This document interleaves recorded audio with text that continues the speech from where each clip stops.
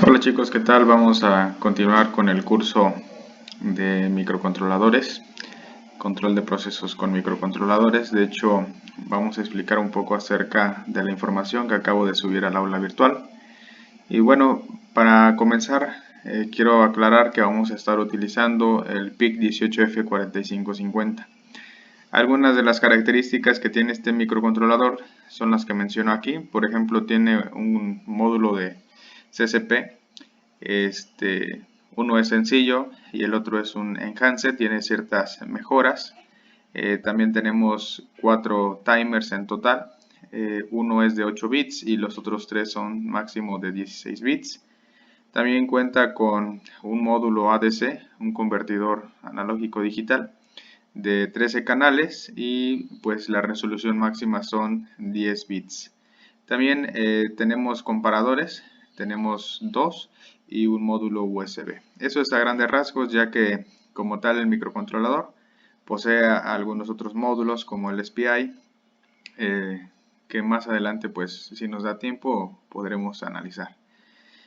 También este microcontrolador cuenta con un módulo que se llama PLL, el cual pues nos permite incrementar la frecuencia del oscilador hasta 48 MHz y también pues podemos trabajar con diferentes rangos de frecuencia. Más adelantito en este mismo video estoy explicando acerca de las configuraciones del oscilador. Esta es una imagen del encapsulado THT, tiene 40 pines. La operación de trabajo es de 2 a 5.5 volts y la temperatura a la cual puede estar trabajando este microcontrolador de forma óptima es de menos 40 grados hasta 85 grados centígrados. También el PIC 18F4550 tiene integrados 5 puertos de entradas y salidas de la A a la E, y para poder trabajar estos puertos necesitamos hacer uso de 3 registros importantes. Este primer registro, que es el registro TRIS, es el registro de dirección de datos. Es decir, cuando nosotros carguemos este registro, vamos a indicarle qué pin o qué puertos, si es que así lo deseamos, va a funcionar como entrada o como salida. El registro port, aquí por ejemplo ponemos la palabra port y la letra del puerto, nos va a servir para leer los niveles lógicos que están en nuestro PIC. Es decir, este registro nos va a servir cuando nosotros hayamos configurado un pin como entrada. Si configuramos el pin como salida, debemos utilizar el registro LAT para poder hacer una escritura en el puerto o en el pin que estaremos utilizando. Bien, eso lo explico aquí y hay que tomarlo muy en cuenta, ¿verdad? No podemos utilizar, por ejemplo, si queremos escribir un dato, no podemos utilizar el registro port. O si queremos leer un dato, no es correcto utilizar el registro LAT. Aunque quizás sí haga la función, no es correcto. Y aquí, por ejemplo, podemos analizar de forma genérica o general también cómo está constituido nuestro pin, por así decirlo. Este es un solo pin del micro. Si ustedes se dan cuenta, este es el pin, supongamos que es el RA0. Si nosotros lo configuramos como salida, entonces estará trabajando este registro, y si lo configuramos como entrada, entonces tendremos pues la información de este lado, input buffer. Este es para salida y este es para la entrada. Un dato muy interesante que nos menciona aquí el datasheet es que los pines, todos los pines, dice que tienen diodos de protección hacia BDD y BSS. Es decir, si yo configuro un pin como salida, voy a tener un diodo de protección, ¿verdad?, hacia lo que sería tierra. Y si tengo un pin de entrada, voy a tener un diodo de protección hacia 5 volts. Y esto pues lógicamente nos va a ayudar muchísimo a evitar quizás en alguna mala conexión que nuestro microcontrolador pues llegue a quemarse. Así es. Entonces vamos a tener cuidado en esto. También podemos ver las configuraciones que tiene nuestro microcontrolador. En especial vamos a hablar acerca de los osciladores en los cuales puede estar trabajando o las configuraciones en las cuales se puede trabajar. Y para empezar, pues tenemos aquí el 3, que es el que vamos a estar utilizando, que es el High Speed Crystal Resonator. Y pues vamos a habilitar el PLL, ¿sale? Este tipo de configuración lo que nos va a ayudar es a manejar la frecuencia alta del microcontrolador, es decir, los 48 MHz. Dependiendo de lo que nosotros necesitemos, entonces va a ser la configuración que vamos a estar utilizando. Hay algo muy interesante aquí. Por ejemplo, quizás sea necesario en algún momento utilizar algún pin. Por ejemplo, el RA6, que es el que está utilizando el registro OSC1, si no me equivoco, podemos habilitarlo, ese pin o ese puerto, por medio de la configuración del oscilador. Ahora pasamos aquí con lo que es el diagrama interno de conexión. Tenemos tres bloques: el primer bloque, segundo bloque y el tercer bloque. Si observamos este cuadro que está en toda la periferia de los bloques, nos da a entender que lo que está dentro de este cuadro es lo que está dentro del microcontrolador. Lo que está afuera, pues es la parte física. Entonces, en el caso de los dos primeros bloques, tenemos 4 pines que nos pueden servir para entrada de señales de un oscilador. Si observan aquí en el primer bloque, que es el registro OSC2 y OSC1, mandan la señal del oscilador. Aquí afuera vamos a tener la conexión del oscilador, el cristal, no sé, de 20 MHz con sus respectivos capacitores a tierra. Y entonces entra esta señal a este registro, ¿sale? Aquí, por ejemplo, podemos ver que tenemos el módulo del PLL Prescaler. ¿Qué es lo que sucede? Si tenemos, por ejemplo, una señal de 20 MHz, entra aquí la frecuencia y nos dice que solamente debemos o deben de pasar 4 MHz. Entonces, esos 20, para que nos dé 4, debemos dividirlos entre 5.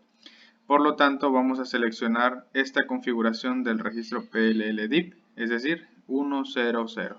¿Por qué? Porque vamos a estar dividiendo la frecuencia 20 entre 5, nos va a dar 4. ¿Sale? Si por ejemplo tuviéramos una frecuencia, no sé, de 8 MHz, entonces tendríamos que escoger 2 y ya tendríamos que poner esta configuración. Si tenemos una frecuencia o un oscilador, un cristal de 40, entonces entre 10 y así sucesivamente. Así es, solamente deben entrar a este PLL una frecuencia máxima o una frecuencia, mejor dicho, solamente de 4 MHz.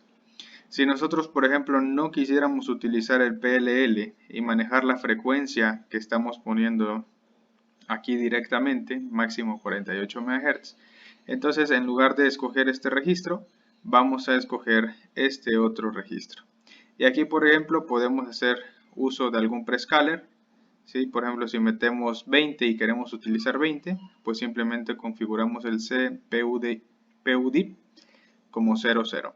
Si tenemos 20 y queremos utilizar 5 MHz, entonces lo dividimos entre 4 y tendría que ser esta configuración. Ahora bien, ¿cómo sé si voy a utilizar este módulo o voy a utilizar este módulo? Bueno, eso lo vamos a hacer por medio del registro FOSC con estos 2 bits, el del 0 al 3. Esto nos va a indicar pues prácticamente cuál va a ser el oscilador que voy a estar utilizando. ¿Sí? Y posteriormente, pues ya como podemos observar, va directamente a los periféricos. Entre ellos, pues lógicamente el CPU de nuestro micro. También tenemos la opción de que en este bloque nos mande una señal directamente al módulo del USB. Esto es para la transmisión y recepción de datos. El segundo oscilador pues simplemente es un oscilador secundario, de igual forma puede servir para alimentar los periféricos. Y el tercer oscilador es un oscilador interno, es decir que no vamos a necesitar tener un cristal en la parte exterior, ni capacitores ni nada, pudiendo tener estos pines también libres, y entonces echar mano de una frecuencia máxima de 8 MHz. Así es, si queremos utilizar o no necesitamos tanta velocidad, que pues 8 MHz también es bastante suficiente para ciertos procesos, entonces podemos hacer o echar mano de este oscilador interno. De igual forma, junto con este oscilador de 8 MHz, tenemos un oscilador tipo RC o resistivo capacitivo que da una frecuencia máxima de 31 kHz. Y pues aquí nuevamente también con este registro, con el LOSCON, en los de los bits 6 al 4 o 4 al 6, podemos configurar la función de este oscilador interno. La desventaja de este oscilador interno es que no podemos echar mano de él para alimentar al módulo USB, como vemos acá. Se dan cuenta, no está conectado este oscilador interno a la salida o a la entrada, mejor dicho, del módulo USB.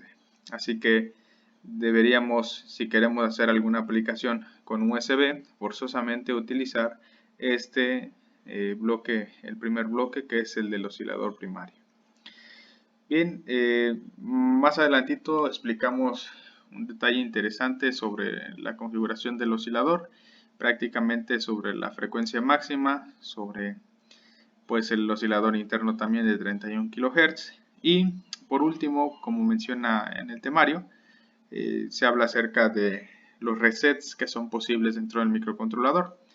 Si nosotros abrimos, por ejemplo, el datasheet, podemos ver aquí en la sección 4.0 el apartado de reset. Y uno de los más comunes pues es el master clear. Es decir, que tenemos aquí un pin específicamente de nuestro PIC que nos va a servir para resetear el microcontrolador. Vamos a mostrarlo aquí en el diagrama o en los diagramas.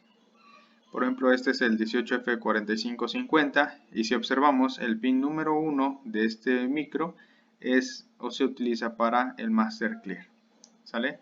Es decir, cuando tienen una rayita en la parte de arriba, quiere decir que es como una tipo negación. Eso significa que para que pueda estar funcionando necesita tener un 1. ¿Sí? Necesitamos estar mandándole voltaje, 5 volts a este pin. Si queremos resetear el PIC, entonces tendríamos que mandarle 0 volts. También algo interesante acerca de este microcontrolador es, en este caso, que tiene dos entradas de 5 volts, dos entradas de ground o de tierra. Aquí está uno, en el 11 está el VDD y en el 32 está el VDD también, y el 12 y el 31 es VSS. Cuenta también con la función ICSP, es decir, para programarlo podemos poner, por ejemplo, si hacemos una PCB, podemos programarlo directamente en la PCB sin necesidad de estar quitando o removiendo el PIC. Claro, tendríamos que buscar los pines, por ejemplo, aquí está el BPP, debemos de buscar los demás pines también para quemar, como lo son el PGD, el PGC, el PGM en algunos casos también se llega a utilizar, la tierra lógicamente también se utiliza y pues nada más. En general esos son los pines utilizados para quemar el PIC de esta manera. Lo podemos encontrar en este tipo de encapsulado DIP o THT, que es el through-hole, o también lo podemos encontrar en este tipo de encapsulado. Este es el 2550, que es el hermano pequeño, por así decirlo, del 4550. Este es un encapsulado SOIC, y también hay otros dos encapsulados más, que es este, por ejemplo, el TQFP, y el otro encapsulado es el QFN. Si observamos pues este tipo de encapsulado, pues ya son para un montaje superficial tipo SMD, ya que no tiene los pines verticales, sino los tiene prácticamente en horizontal. Entonces, estos son los datos generales de lo que es el microcontrolador. Este mismo datasheet, ¿verdad?, que es el del 18F4550, sirve para las gamas 4455, 2550 y 2455. Claro que cada uno de ellos tiene algunas peculiaridades. Si gustan indagar un poco más, pueden buscar información aquí en el datasheet, de cuál es la diferencia que existe en cada uno de estos microcontroladores. Bien, vamos a continuar con el siguiente tema, y esto prácticamente tiene que ver con la configuración de algunos elementos periféricos para poder hacer control de procesos. Para ello se les va a quedar un pequeño trabajo en el cual van a investigar o indagar las formas en las que se pueden conectar diferentes elementos. Entre ellos pues son elementos sencillos como relevadores, transistores, LEDs, triacs, MOX, para poder hacer control de diferentes elementos, ya sea de corriente directa o de corriente alterna. Así que para eso la práctica va a consistir lógicamente hacerlo aquí en Proteus, simplemente el diagrama o el esquemático, para que más adelante lo podamos utilizar. Aquí por ejemplo pueden encontrar el PIC 18F4550 en Proteus. Simplemente le dan aquí en dispositivos con el PIC 18F4550 y aquí lo encontramos, ¿sí? Bueno, de mi parte es todo por el momento y continuamos con el siguiente tema.